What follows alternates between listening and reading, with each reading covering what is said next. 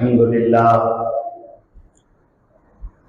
لله الذي أعلى منزلة المؤمنين بكريم خطابه ورفع درجة العالمين بمعاني كتابه وخص المستنبطين منهم بمزيد إصابته وثوابه والسلام على أبي حنيفة وأحبابه أما بعد فأعوذ بالله من الشيطان الرجيم بسم الله الرحمن الرحيم واذكر في الكتاب إبراهيم إنه كان صديقا نبيا صدق الله مولانا العظيم وبلغ رسوله النبي الكريم ونحن على ذلك لمن الشاهدين والشاكرين والحمد لله رب العالمين ان الله وملائكته يصلون على النبي يا ايها الذين امنوا صلوا عليه وسلموا تسليما الصلاه والسلام عليك يا سيدي يا رسول الله وعلى آلك وصحبك يا سيدي يا نبي الله الصلاة والسلام عليك يا سيدي يا رسول الله وعلى آلك وصحبك يا سيدي يا حبيب اللہ۔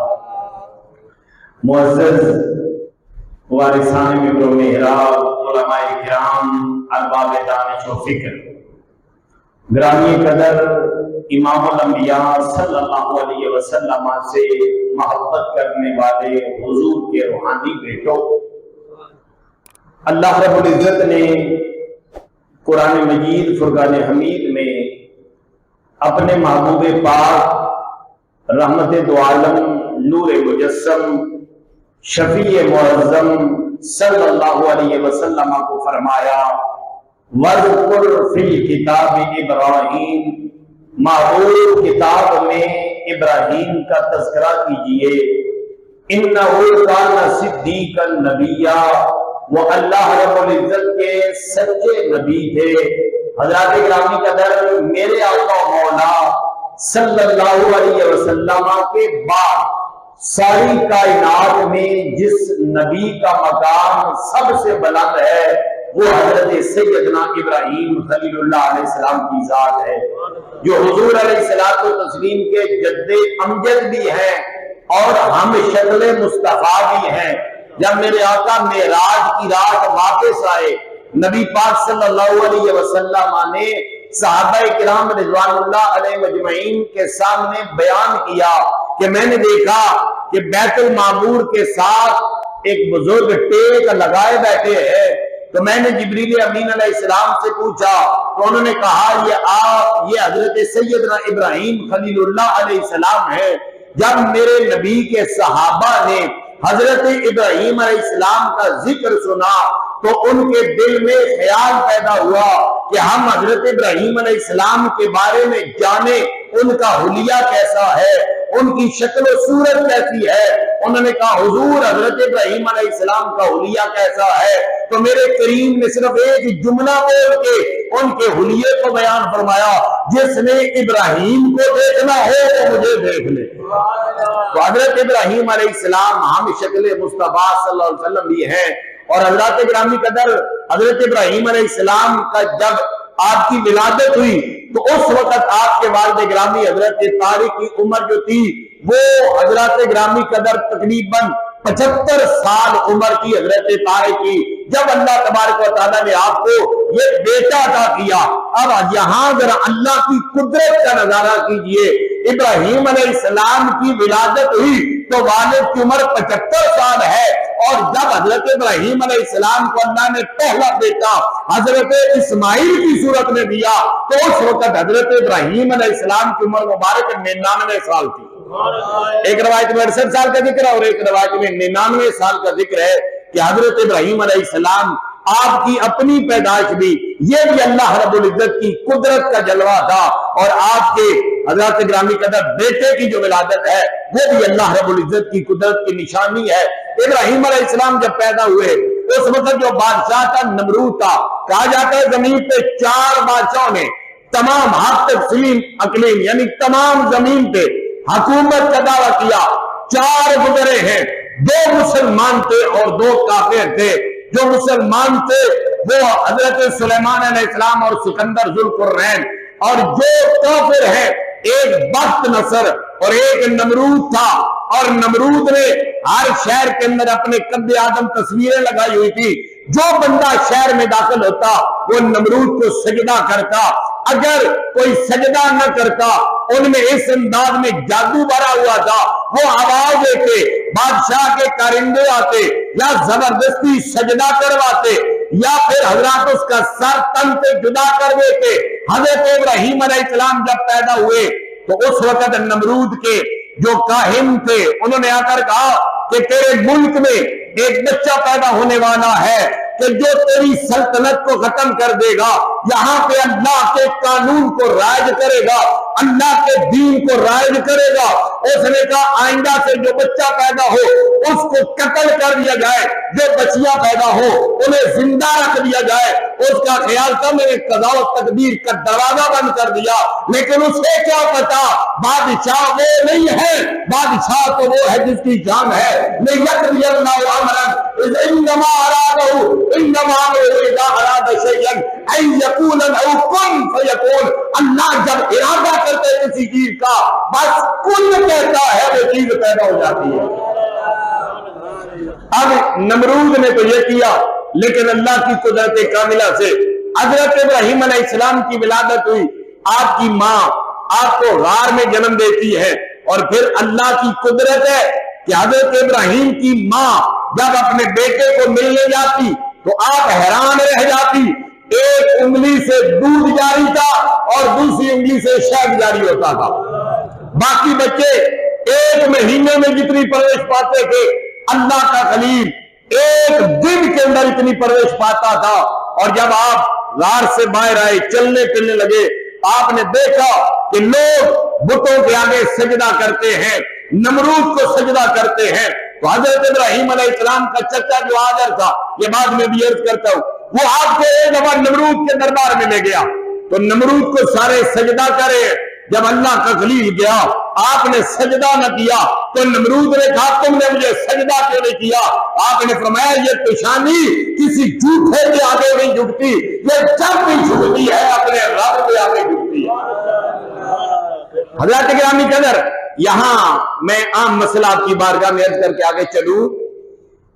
قرآن پاک کے اندر ابراہیم علیہ السلام کے اب کا ذکر ہے، باپ کا ذکر ہے. اذ قال ابراہیم لابی آذر، ابراہیم علیہ السلام نے اپنے باپ آذر کو کہا. اب اس آیت سے بعض لوگ کہتے ہیں کہ آذر آپ کا باپ تھا، جبکہ میرے نبی پاک صلی اللہ علیہ وسلم کی حدیث ہے جس کو علماء نے صحیح حدیث کہا. حضور نے فرمایا لم اذن انکر من الصلاۃ الطاہرین الی ارحام الطاہرات، میں پاک سلبوں سے پاک رحموں کی طرف آیا. میرے ابا بھی پاک ہے، میری امہات بھی پاک ہے. آدم علیہ السلام سے لے کر حضرت عبداللہ تک اور حضرت حوا سے لے کر حضرت آمنہ تک حضور کی امہات بھی پاک ہے اور حضور کے ابا بھی پاک ہے. جس کے اندر نبی پاک کا نور آتا رہا وہ اللہ تبارک و تعالیٰ نے ان پہ ایسا کرم کیا، جس کے پاس بھی نور محمدی آیا وہ ایمان والا تھا. اب سوال ہے، ادھر حدیث میں آتا ہے کہ حضور کے ابا و اجداد پاک ہیں، کیوں قرآن کہتا ہے انما المشرکون نجس، جو مشرک ہیں وہ نجس ہوتے ہیں، پلید ہوتے ہیں. اب ایک طرف حدیث پاک کے اندر آیا کہ حضور کے ابا و اجداد پاک ہیں، تو ابراہیم علیہ السلام تو حضور کے جد امجد ہے، اور آپ کے باپ کے بارے میں قرآن کہتا ہے اذ قال ابراہیم لابی آذر، آپ نے اپنے باپ آذر سے کہا کہ تو بتوں کی پوجا کیوں کرتا ہے. تو آپ یہ مسئلہ سنیے، عربی کے اندر باپ کو بھی اب کہتے ہیں، دادا کو بھی اب کہتے ہیں اور چچا کو بھی اب کہتے ہیں. حضرت یعقوب علیہ السلام نے کہا میرے باپ کس کی عبادت کرو گے؟ انہوں نے کہا نعبد الہک و الہ آبائک ابراہیم و اسماعیل و اسحاق. انہوں نے کہا ہم آپ کے باپ ابراہیم علیہ السلام، ہم آپ کے باپ اسحاق علیہ السلام، ہم آپ کے باپ اسماعیل علیہ السلام کے رب کی عبادت کریں گے. اب ایک توجہ ہے نا ذرا، آپ کے باپ ہیں، ایک آپ کے چچا ہیں ایک آپ کے دادا ہیں، تو قرآن نے باپ کو بھی اب کہا، قرآن نے چچا کو بھی اب کہا، قرآن نے دادا کو بھی اب کہا۔ یہ تو قرآن کی آیت ہوگی، ذرا سرکار کی حدیث سننا۔ میرے کریم نبی پاک صلی اللہ علیہ وسلم نے فرمایا ردو الیہ ابی العباس، میرا باپ عباس میرے پاس لے کے آؤ، میرا باپ عباس میرے پاس لے کے آؤ۔ کیا حضرت عباس حضور کے باپ کے یا چچا تھے؟ وہ تو سرکار دو عالم صلی اللہ علیہ وسلم کے چچا تھے، اور حقیقی چچا باپ کی طرف سے تھے، ماں کی طرف سے نہیں۔ حضرت عبداللہ کی ماں اور ہے، حضرت عباس کی ماں اور ہے، لیکن نبی پاک صلی اللہ علیہ وسلم نے حضرت عباس کو بھی اپنا باپ کہا ہے، اپنا اب کہا ہے۔ تو جس طرح حضرت عباس کے لیے اب کا لفظ آیا ہے، حضرت اسماعیل حضرت ابراہیم کے لیے اب کا لفظ آیا ہے، اسی طرح آپ کے چچا کے لیے بھی اب کا لفظ آیا ہے۔ اب آسا میں اب یہاں ایک بات اور بھی میں قرآن سے ذرا استدلال کر کے بتاؤں۔ آزر ابراہیم علیہ السلام اس کو کہتے تھے کہ بتوں کو چھوڑو، ایک اللہ کی عبادت کرو۔ آپ اس کے لیے دعا اللہ سے مانگتے تھے۔ کیوں دعا مانگتے تھے؟ کہ اس نے کہا میں آپ کا کلمہ پڑھ لوں گا۔ اب اللہ کا قرآن کیا کہتا ہے سنیے ذرا، وَمَا كَانَ اسْتِغْفَارُ إِبْرَاهِيمَ لِأَبِيهِ عَن مَّوْعِظَةٍ وَعَدَهَا إِيَّاهُ فَلَمَّا تَبَيَّنَ لَهُ أَنَّهُ عَدُوٌّ لِلَّهِ تَبَرَّأَ مِنْهُ۔ اللہ کا قرآن کہتا ہے کہ ابراہیم علیہ السلام جو آزر کے لیے دعا مانگتے تھے نا، تو اس وجہ سے کہ اس نے وعدہ کیا تھا کہ میں اسلام لے آؤں گا، میں دین قبول کر لوں گا آپ کا۔ لیکن قرآن کہتا ہے جب آپ کو پتا چلا یہ دین قبول نہیں کرے گا، تو آپ نے اس کے لیے دعا مانگنا چھوڑ دی تھی۔ آپ نے اس کے لیے دعا مانگنا اس کی زندگی میں، اب اگلی آیت میں پڑھوں گا نا تو انشاءاللہ سارے سبحان اللہ بولو گے۔ اب حضرت ابراہیم نے آزر کے لیے دعا مانگنا چھوڑ دی، آزر کے لیے دعا مانگنا۔ تو اگر آپ کا باپ آزر ہوتا تو ذرا دوسری بات بھی سنیے، ابراہیم علیہ السلام جب نار نمرود آپ پہ گلزار ہوئی، اسی نار گلزار ہونے کے دوران جب نار گلزار ہوئی تو اسی وقت 40 دن آپ آگ میں رہے، آزر مر گیا۔ اس کے بعد ابراہیم علیہ السلام ہجرت کر کے شام گئے، مصر گئے، وہاں پر اللہ تبارک و تعالیٰ نے آپ کو بیٹا اسماعیل عطا فرمایا، اس کو مکے کی بے آب و گیا وادی میں چھوڑا، اور چھوڑ کے حضرت ابراہیم نے ایک دعا مانگی، ربنا اغفر لی ولوالدی، اللہ میری بھی مغفرت فرما، میرے والدین کی بھی مغفرت فرما۔ اب یہاں بات سمجھ آئی ہو تو ذرا توجہ فرمانا، قرآن کہتا ہے کہ آپ نے آزر کے لیے دعا مانگنا چھوڑ دی تھی۔ کب؟ اس کی زندگی میں جب آپ کو امید ختم ہو گئی یہ ایمان نہیں لائے گا، دعا مانگنا چھوڑ دی تھی۔ یہ قرآن کا فیصلہ ہے۔ اور جب آپ ہجرت کر کے جاتے ہیں، آزر کے مرنے کے اتنے سال کے بعد آپ پھر بھی دعا مانگ رہے ہیں، ربنا اغفر لی ولوالدی، پتہ چلا جو مانگنا چھوڑی ہے وہ آزر کے لیے چھوڑی ہے، اور جو مانگتے رہے آخر تک وہ اپنے باپ طارق کے لیے مانگتے رہے۔ اب اس لیے یہ میں مسئلہ تفصیل سے ذرا کر دیا، اس لیے کہ کچھ لوگ آج اس کا آڑ بنا کر حضور کے والدین کے ایمان پہ حملہ کرتے ہیں۔ میں صرف ایک بات آپ کی بارگاہ میں عرض کر دوں، میرے نبی پاک یہ ہماری عقیدت کا مسئلہ ہے، حضرات گرامی قدر یہ ہمارے یقین کا مسئلہ ہے۔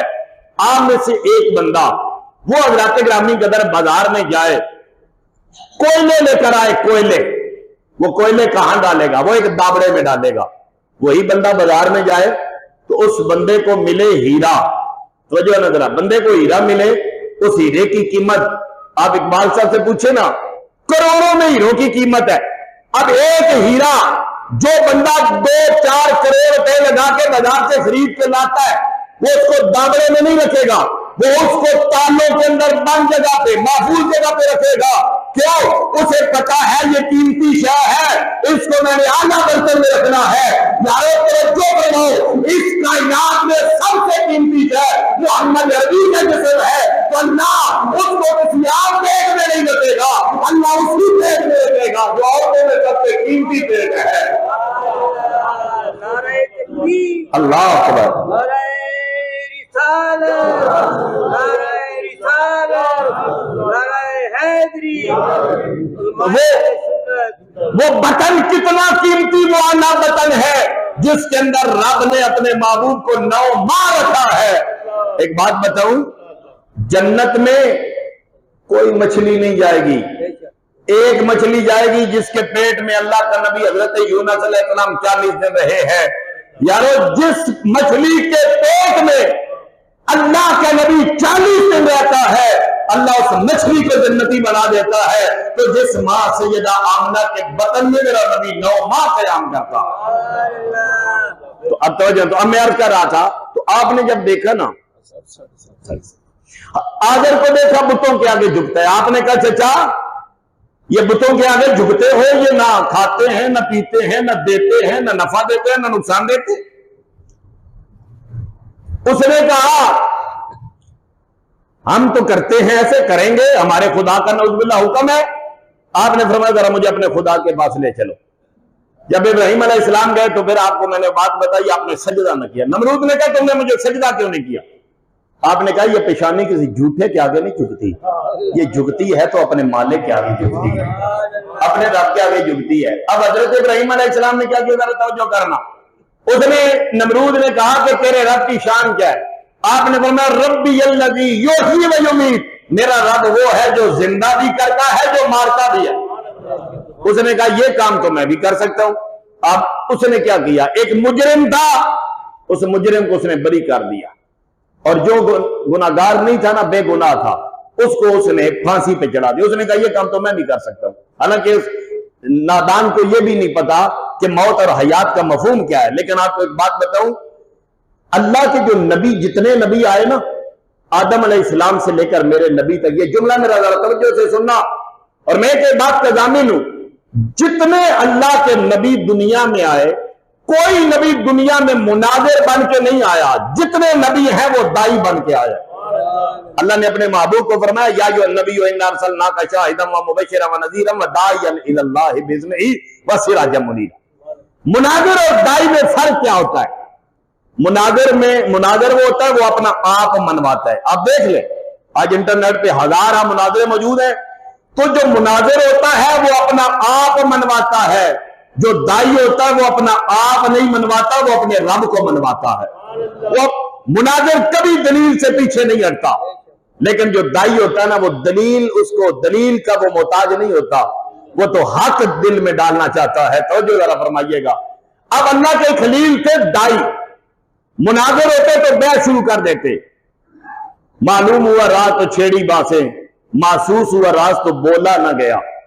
تو حضرت ابراہیم علیہ السلام نے دیکھا کہ اس نادان کو موت اور حیات کے مفہوم کے نہیں پتا، اس لیے قرآن ایمان والوں کی شان بیان کرتا ہے۔ ایمان والے کیا کرتے ہیں؟ اذا خاطبهم الجاہلون قالوا سلاما، جب وہ جاہلوں سے مخاطب ہوتے ہیں تو وہ اتنا کہہ دیتے ہیں سلاما، سلام، بحث نہیں کرتے جاہلوں سے۔ کیونکہ بندہ، امام شافعی رحمۃ اللہ علیہ فرماتے ہیں جب میں کسی عالم سے میں نے جب بھی مناظرہ کیا میں جیت گیا، لیکن کسی جاہل سے مناظرہ کیا تو میں ہار گیا۔ آپ نے فرمایا اس لیے کہ جاہل دلائل کو نہیں مانتا، جو عالم ہوتا ہے وہ دلائل کو مانتا ہے۔ تو اب کہا جب ابراہیم علیہ السلام نے دیکھا یہ جاہل ہے، اسے موت اور حیات کا مفہوم نہیں پتا، تو آپ نے اگلی دلیل دی۔ آپ نے فرمایا فَإِنَّ اللَّهَ يَأْتِي بِالشَّمْسِ مِنَ الْمَشْرِقِ فَأْتِ بِهَا مِنَ الْمَغْرِبِ۔ آپ نے فرمایا میرا رب وہ ہے جو سورج کو مشرق سے طلوع کرتا ہے، اگر تو کہتا ہے میں خدا ہوں، ذرا مغرب سے طلوع کر کے تو دیکھا۔ اب قرآن کہتا ہے فَبُہِتَ الَّذِي كَفَرَ، جو کافر تھا وہ مبہوت ہو گیا، جواب نہ بن سکا۔ اب کیا ہوتا ہے جب دلائل کی دنیا میں بندہ ہو جائے لاجواب، تو اس وقت بندہ پھر آ جاتا ہے اوچھے ہتھ کنڈوں پہ۔ تو اب نمرود اوچھے ہتھ کنڈوں پہ آ گیا، اس نے کہا مشورہ دو کہ ہم اس نوجوان کا کیا کریں۔ کچھ عرصہ پہلے اس نے ہمارے بتوں کو بھی توڑا تھا، سارے بت توڑے، ایک بڑے بت کے اس نے یہ مونڈے پہ کلاڑا رکھا، انہوں آئے، انہوں نے کہا تم نے ہمارے بت توڑے؟ ابراہیم علیہ السلام آپ نے کہا مجھ سے کیا پوچھتے ہو، اس بڑے سے پوچھو نا، ہو سکتا ہے اس نے توڑے ہو، کلاڑا اس کے کندھے پہ پڑا۔ انہوں نے کہا یہ تو بول ہی کوئی نہیں سکتا۔ آپ نے فرمایا جو بول نہیں سکتا پھر اسے خدا کیسے مانتے ہو؟ جو طاقت نہیں رکھتا نفع نقصان کی، نفع نقصان دینے کی طاقت نہیں رکھتا، وہ خدا ہو سکتا ہے؟ تو ایک دفعہ تو انہوں نے سر جھکا لیے، لیکن پھر جب اپنے نمرود کا خیال آیا نا کہ بادشاہ ہماری گردنیں نہ اڑا دے، تو پھر پلٹ گئے، مشورہ کرنے لگے کہ آؤ اپنے خداؤں کی مدد کرو۔ اب ایمان والوں میں آپ کو جملہ بولنا چاہتا ہوں، کافر وہ ہے جو اپنے جھوٹے خداؤں کی مدد کرتا ہے، اور مومن وہ ہے جس کی مدد اس کا خدا کرتا ہے۔ آج میں آپ کو یہ ایک مسئلہ عرض کر دوں، توحید کی منشا کیا ہے؟ آج لوگ توحید کی رٹ لگاتے ہیں، ان کو توحید کی منشا کا نہیں پتا۔ توحید کی منشا کیا ہے؟ منشا توحید یہ ہے، ساری کائنات محتاج ہے، اللہ غنی ہے، ساری کائنات خدا کی محتاج ہے، نبی محتاج، رسول محتاج، رب کسی کا محتاج نہیں۔ جو رب کو کسی کا محتاج مانے وہ کافر ہے۔ حضرات گرامی قدر، رب کسی کا محتاج نہیں، ساری کائنات رب کی، ذرا مل کے بولو، ساری کائنات رب کی محتاج ہے۔ تو کافر لوگ اپنے خداؤں کی مدد کرتے ہیں، جھوٹے خداؤں کی، اور مومن وہ ہے جس کی مدد اس کا خدا کرتا ہے۔ انہیں کہا اپنے خداؤں کی مدد کرو۔ اب انہوں نے مشورہ کیا، آگ جلاؤ۔ آگ جلائی گئی، پہلے اس کی دیوار تعمیر کی گئی جس کے اندر انہوں نے آگ جلانی تھی۔ وہ کتنی لمبی اور کتنی اونچی دیوار تھی یہ بھی سن لو، 45 فٹ لمبی دیوار، 45 فٹ اونچی دیوار انہوں نے تعمیر کی، اور 30 فٹ تقریباً چوڑی دیوار تھی، بنائی، فصیل بنائی، اور اس کے اندر انہوں نے آگ کو جلایا۔ عورتیں منتیں مانتی تھی کہ ہمارا بچہ بیمار ہے، وہ تندرست ہو گیا تو میں اتنی لکڑیاں ڈالوں گی۔ آگ جل رہی ہے، اب ذرا بات کو توجہ سے سننا۔ اس آگ میں 2 پرندے ہمیں نظر آتے ہیں، وہ ہیں 2 پرندے لیکن 2 کردار ہیں، ذرا توجہ سننا۔ ایک کا نام گرگٹ ہے اور ایک کا نام ہدہد ہے، ذرا توجہ فرمانا۔ میرے نبی پاک صلی اللہ علیہ وسلم کی پیاری زوجہ ام المومنین سیدہ عائشہ صدیقہ رضی اللہ تعالیٰ عنہ، یارو ان کو وہ اعزاز ہے کسی اور کو اعزاز حاصل نہیں۔ آج بھی میرا نبی انہی کے حجرے میں آرام کر رہے ہیں، آج بھی حضور 1400 سال سے زائد عرصہ گزر چکا، حضور انہی کے حجرے میں آرام کر رہے ہیں۔ وہ کیسا عظمتوں والا حجرہ ہے سیدہ کائنات۔ حضرت عائشہ صدیقہ کے پاس ایک عورت آئی، اس نے دیکھا ایک نیزہ لٹکا ہوا ہے، اس نے آ کر سوال کیا یہ نیزہ کیوں لٹکایا ہوا ہے؟ آپ نے فرمایا کہ اس نیزے سے میں گرگٹ کو مارتی ہوں۔ انہوں نے کہا وہ کیوں؟ آپ نے فرمایا رسول اللہ صلی اللہ علیہ وسلم نے ہمیں فرمایا کہ گرگٹ کو مارا کرو، کہ جب ابراہیم علیہ السلام کو آگ میں ڈالا گیا تو یہ آگ کو تیز کرنے کے لیے پھونکے مارتا تھا، بلکہ فرمایا ایک حدیث پاک میں اگر کعبے کے غلاف کے ساتھ بھی لٹکا ہوا ہو تو اس کو قتل کر ڈالو، اس گرگٹ کو مار ڈالو۔ اب ایک ہے گرگٹ، ایک ہے ہدہد پرندہ۔ وہ کیا کرتا ہے؟ گرگٹ پھونکے مارتی ہے کہ آگ اور روشن ہو جائے، اور ادھر ہدہد کا جو پرندہ وہ کیا کرتا ہے؟ وہ جاتا ہے دریا، اپنی چونچ میں پانی بھرتا ہے اور اوپر اتنے میل دور وہاں سے وہ قطرے پانی کے گراتا ہے کہ آگ بجھ جائے۔ اللہ پاک نے کیا کرم کیا اس ہدہد پر، اسے حضرت سلیمان علیہ السلام کا مقرب پرندہ بنا دیا۔ اللہ پاک نے پرندوں کی سرداری کا تاج اس کے سر پہ سجا دیا۔ جتنے پرندے ہیں ان پرندوں کا سردار شاہین یا باغ نہیں، ان کا سردار ہدہد ہے، اور اللہ نے اس کی نظر میں اتنی طاقت عطا کر دی گئی، وہ جتنی بلندی پہ اڑ رہا ہو اس کو پتا ہوتا ہے زمین میں پانی کہاں ہے اور کتنے فاصلے پہ موجود ہے۔ اب ذرا توجہ فرماؤ، جو بات میں آپ کی بارگاہ میں عرض کرنا چاہتا ہوں، حضرات گرامی قدر، گرگٹ بھوکے مارے آگ کو کوئی فرق نہیں پڑ رہا، اور ہدہد کے پانی گرانے سے بھی کوئی فرق نہیں پڑا آگ کو، لیکن اللہ تبارک و تعالیٰ انسانوں کو بھی نیت پہ اجر عطا کرتا ہے اور اللہ پرندوں کو بھی نیت پہ اجر عطا فرما دیتا ہے۔ اب ایک کے مارنے پہ اجر ہے اور دوسرے کو اللہ نے اتنا مقام عطا کر دیا، تو اس سے پتا چلا جو نبیوں کے گستاخ ہو وہ انسانوں کے علاوہ پرندے کیوں نہ ہو، اللہ انہیں ذلیل کر دیتا ہے، اور جو نبیوں کے بعد ہوتے ہیں اللہ ان کا مقام بلند فرما دیتا ہے۔ اب ایک منجنیق کے ذریعے ابراہیم علیہ السلام کو اس آگ میں ڈالا جانے لگا. جب آگ میں ڈالا جانے لگا نا، اب یہ بات سنیے، وقت تھوڑا ہے. جب آگ میں ڈالا جانے لگا، بارش کا فرشتہ آ گیا اللہ کے خلیل کی بارگاہ میں. کہتا ہے اللہ کے خلیل مجھے حکم دو میں بارش نازل کروں آگ بجھ جائے. آپ نے چہرہ موڑ لیا. ہوا کا فرشتہ آیا، کہتا ہے مجھے حکم دے اتنی ہوا چلاؤں یہی آگ نمرودیوں کو جلا کے رکھ دے. آپ نے چہرہ موڑ لیا. اتنے میں بلبل سدرہ حضرت جبریل امین علیہ السلام آئے. انہوں نے کہا اللہ کے خلیل مجھے حکم نہیں، ان فرشتوں کو حکم نہیں دیتے، اللہ سے دعا کر لینا اللہ آپ کو بچا لے.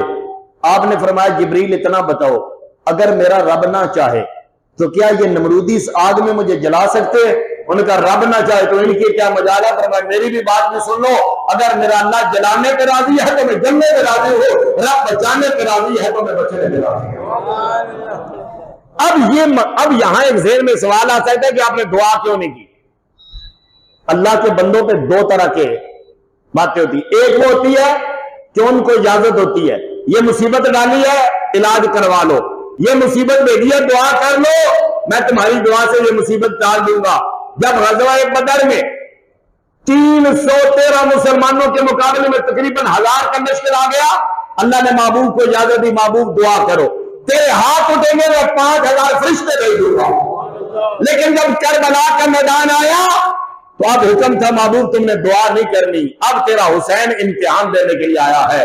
اور جب اللہ کے نیک بندوں پہ امتحان آتا ہے وہ بچنے کی دعا نہیں کرتے، وہ کامیاب ہونے کی دعا کرتے ہیں. ابراہیم علیہ السلام کو پتا تھا رب نے امتحان نازل کیا ہے، آپ بچنے کی دعا نہیں مانگ رہے، امتحان میں کامیابی کی دعا مانگ رہے ہیں. جب آپ کو آگ میں ڈالا گیا اللہ کا حکم آ گیا یا نار کونی بردم و سلاما علی ابراہیم، اے نار میرے ابراہیم پہ ٹھنڈی بھی ہو جا اور میرے ابراہیم پہ سلامتی والی بھی ہو جا. صرف یہ نہیں کہ ٹھنڈی ہو جا، فرمایا ٹھنڈی بھی ہو جا سلامتی والی بھی ہو جا. اس لیے کہ اگر اللہ کہتا نا ٹھنڈی ہو جا تو آپ کو پتا ہے بندہ زیادہ گرمی بھی برداشت نہیں کر سکتا، بندہ زیادہ ٹھنڈ بھی برداشت نہیں کر سکتا. تو اس لیے اللہ نے فرمایا سلامتی والی، اتنی ٹھنڈی ہو کہ سلامتی والی ہو.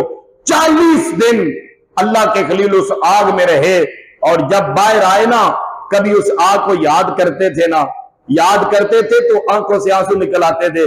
کہتے ہیں انہوں نے کہا ابراہیم علیہ السلام وہ امتحان تھا، یاد کرتے ہو تو آنکھوں سے آنسو نکلتے ہیں. آپ نے فرمایا تمہیں کیا پتا جتنا قرب اللہ کا ان دنوں میں نصیب ہوا آج تک ایسا نصیب نہیں ہوا. تو دوستان دیوکار ہم پہ بھی امتحان آتے ہیں، ہمیں بھی یہی حکم ہے امتحان آ جائے تو اللہ کی بارگاہ میں شکوہ شکایت نہ کیا کرو، اللہ کی رضا پہ راضی ہو جایا کرو. یہی مقام ہے، یہ خلیل کا جو ہے ہمیں پیغام ہے. اب دوستو اعلان سماعت فرما لیں انشاءاللہ العزیز عیدگاہ جامع مسجد عیدگاہ لالہ موسیٰ کے اندر عید الاضحیٰ کی نماز انشاءاللہ 7:30 بجے ادا کی جائے گی. 7 بجے انشاءاللہ بیان شروع ہوگا اور 7:30 بجے انشاءاللہ عید الاضحیٰ کی نماز عیدگاہ کے اندر ادا کی جائے گی. اور حضرات یہ مسئلہ بھی یاد رہے، آپ کو پتا ہے 9 ذو الحج سے لے کر 9 ذو الحج کی فجر سے لے کر 13 ذو الحج کی عصر تک ہر فرض نماز کے بعد ایک مرتبہ بلند آواز سے تکبیرات تشریق کہنا اللہ اکبر لا الہ الا اللہ اللہ اکبر وللہ الحمد. ہر فرض نماز کے بعد ایک دفعہ پڑھنا یہ واجب ہے اور 3 دفعہ پڑھنا یہ افضل ہے. اسی طرح جب بندہ عید الفطر پڑھنے جائے تو اس وقت حکم ہے کہ دل میں پڑھا کرو، لیکن جب عید الاضحیٰ کی نماز پڑھنے آتے ہیں اس وقت حکم یہ ہے کہ بلند آواز سے یہ تکبیرات کہتے ہوئے آؤ.